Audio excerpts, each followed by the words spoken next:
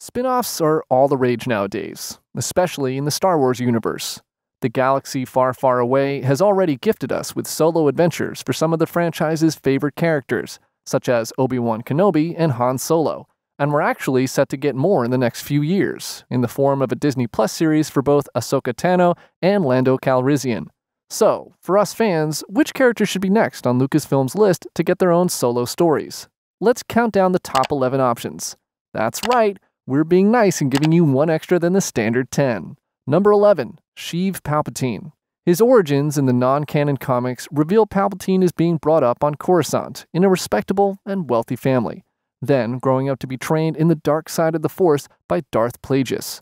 You've heard the tale of Darth Plagueis the Wise, right? A true live-action origin story on Palpatine's learning the ways of the Sith while also climbing the political ladder would be a treat for fans to see, and would also be something fans haven't seen be focused on before. Our usual spin-off movies and shows center around heroes from the franchise. Maybe it's time to give the bad guys a bit of love. Which also leads me on to number 10, Darth Vader.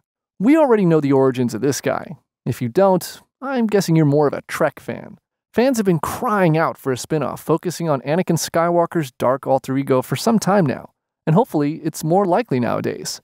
With his final scene in Rogue One worthy of an applause, plus his presence in the Obi-Wan series being a major fan favorite, it would make sense to give us a movie or series that lets us see more of Vader's activities during the reign of the Empire. We do get elements of this in the Darth Vader comic book series, but let's face it, live action is more fun. It would also be interesting to get a peek behind the curtain of Vader alone and pondering how his life has turned out and mourning Padme Amidala, as shown in various fan art and video games over the years. Hayden Christensen seems keen to pop up again. The opportunity is there, Kathleen Kennedy. Number 9. Qui-Gon Jinn and Count Dooku. Fans of Attack of the Clones will be aware that Count Dooku was in fact Qui-Gon's Jedi Master and taught him the ways of the Force. Fans will also be aware that their time together will be touched on in the upcoming animated series Tales of the Jedi. With how Qui-Gon turns out to be very wise and responsible for the training of one of Star Wars' greatest heroes, it's interesting that he was taught by a Jedi who clearly has enough of an edge to him to one day turn to the dark side as Darth Tyrannus. It could maybe explain how Qui-Gon came to have a knack for challenging the Jedi Council. Defiance is clearly something his master may have instilled in him. Maybe we can even see that they didn't part ways on the very best of terms? Number 8. The Inquisitors. They've plagued various Star Wars shows over the years, both animated and live action. Isn't it about time they took the spotlight? Especially after the events of Obi-Wan Kenobi, we've been able to see how the famed Jedi hunters led by Darth Vader tend to operate. A show with ex-Jedis hunting down their old buddies? This is where the fun begins. It could also be interesting to see how some of the Inquisitors were actually recruited, and maybe we would see how some of the Jedis the fandom are aware of came to perish during the Empire's reign. Number 7. Kylo Ren. The wannabe Sith with some major daddy issues. Ben Solo, aka Kylo Ren, is arguably one of the best developed characters of the sequel trilogy. Conflicted with his allegiances, and in some way torn apart by his actions, he was the most interesting character to watch. So why not expand further on his origins? We never really get to see the full extent of how he came to be trained by his uncle Luke, the way his relationship with his parents broke down, or even how Snoke was able to infiltrate and warp his fragile Padawan mind.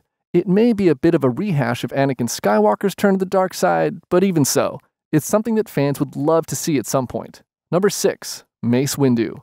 Oh yeah, we're going down that road. Windu was shown to be one of the most badass Jedis during his time in the prequels, being seen as a close friend of Yoda's and also one of the only Jedi to question if Anakin Skywalker can truly be relied on to destroy the Sith. Over the years, fans have gone on to question if he really is dead, after his hand-chopping and electrifying glide across Coruscant, courtesy of Chancellor Palpatine. It would be quite a stretch, but to find out he survived and has been skulking or drinking his way across the galaxy as a disgraced Jedi ever since would be a pretty cool twist. It would also make for an even cooler comeback story for the Jedi than Obi-Wan's potentially. Feel free to debate that in the comments section. Number 5. Grand Moff Tarkin. High up in the Imperial ranks and a favorite of Emperor Palpatine's. What a nerf herder! Tarkin is shown in both A New Hope and Rogue One to be ruthless, calculating, and ruthless. Yes, he's that ruthless. He threatens to explode Princess Leia's homeworld if she doesn't name the system where the rebel base is. And when she gives an answer, he does it anyway. There's the first ruthless. In Rogue One, he works to take credit for the achievement of the Darth Star from director Krennic, and then kills the director with his own creation. There's the second Ruthless.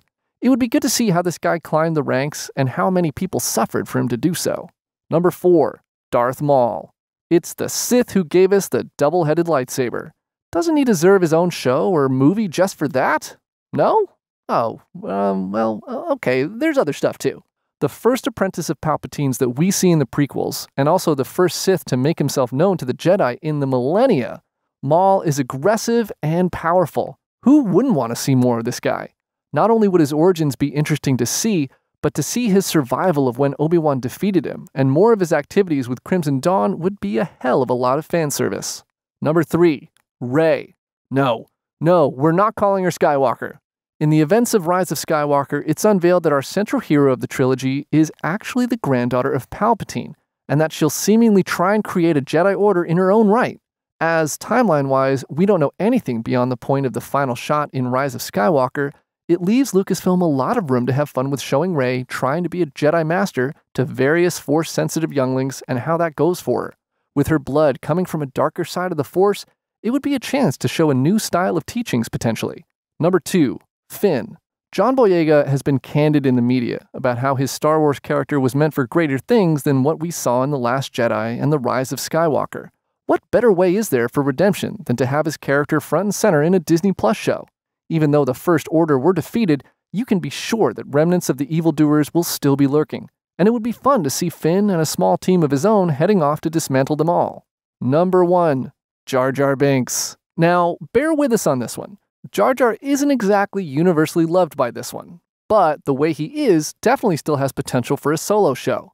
With how silly he is and the funny way he speaks, you can say that there isn't a I am Groot potential there.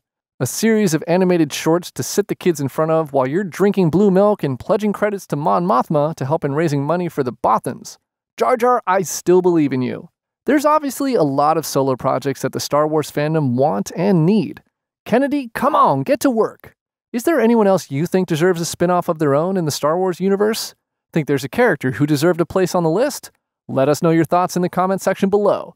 Just don't bother mentioning a Viceroy Gunray spin-off. Let's leave the Trade Federation jargon in the prequels.